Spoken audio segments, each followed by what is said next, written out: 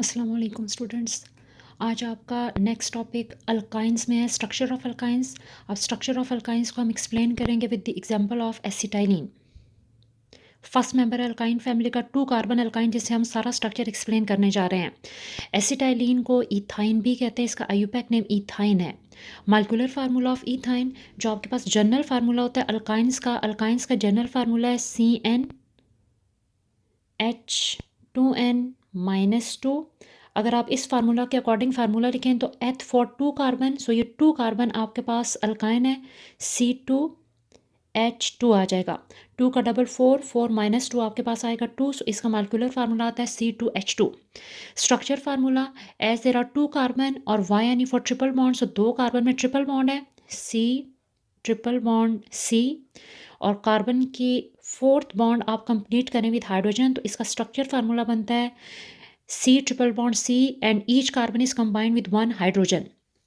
Structure formula के बाद क्योंकि दोनों कार्बन ट्रिपल बॉन्डेड है, इसलिए कार्बन एटम जो है वो sp हाइब्रिडाइज होंगे, sp हाइब्रिडाइजेशन शो कर रहे हैं। आफ्टर sp हाइब्रिडाइजेशन हर कार्बन के पास आपके पास 2 हाइब्रिड ऑर्बिटल्स बनेंगे। सो sp हाइब्रिडाइजेशन हो रही है, जिसकी वजह से 2 sp न्यू हाइब्रिड ऑर्बिटल्स बनेंगे, और ये हाइब्रिड ऑर्बिटल्स अरेंज हो रहे हैं इन स्ट्रेट लाइन।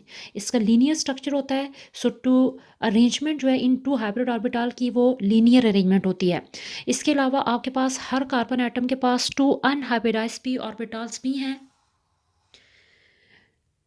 sp हाइब्रिडाइजेशन में एक p इन्वॉल्व हो गया और बाकी 2 p ऑर्बिटल जो हैं वो अनहाइब्रिड ऑर्बिटल्स हैं।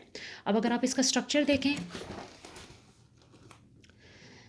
स्ट्रक्चर में आपके पास ईच कार्बन, ये कार्बन नंबर 1 है एसिटाइलिन में, और ये carbon number 2 as ethyne is 2 carbon alkyne.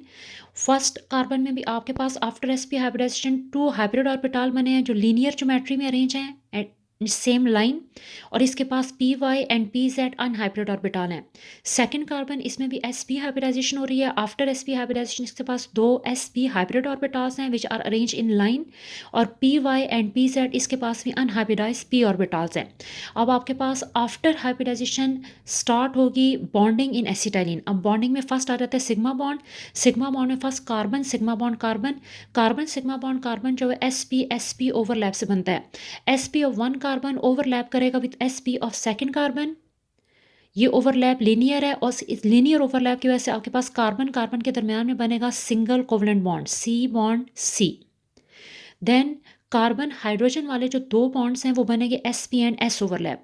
Carbon का ऑर्बिटल यूज होगा sp, हाइड्रोजन का ऑर्बिटल यूज होगा s विच इज स्फेरिकल, और दोनों में लीनियर ओवरलैप होगा, जिससे आपके पास बनेगा carbon hydrogen sigma bond, carbon hydrogen sigma bond. इसी तरह से सेकंड कार्बन का sp ऑर्बिटल ओवरलैप करेगा with s orbital of hydrogen, और ये आपके पास बनेगा carbon hydrogen second single covalent bond और सिग्मा बॉन्ड।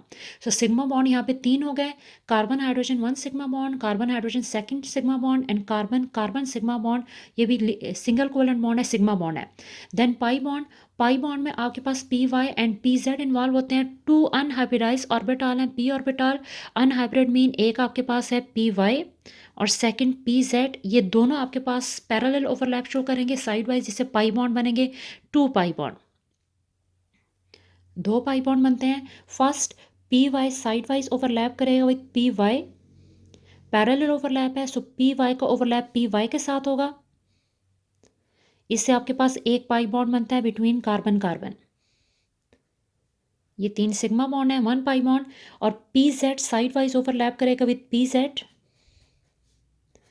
और ये आपके पास बनेगा second pi bond between carbon atom.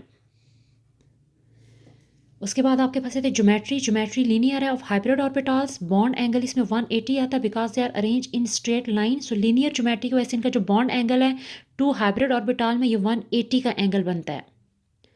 उसके बाद आपके पास रहता है इनकी बॉन्ड लेंथ।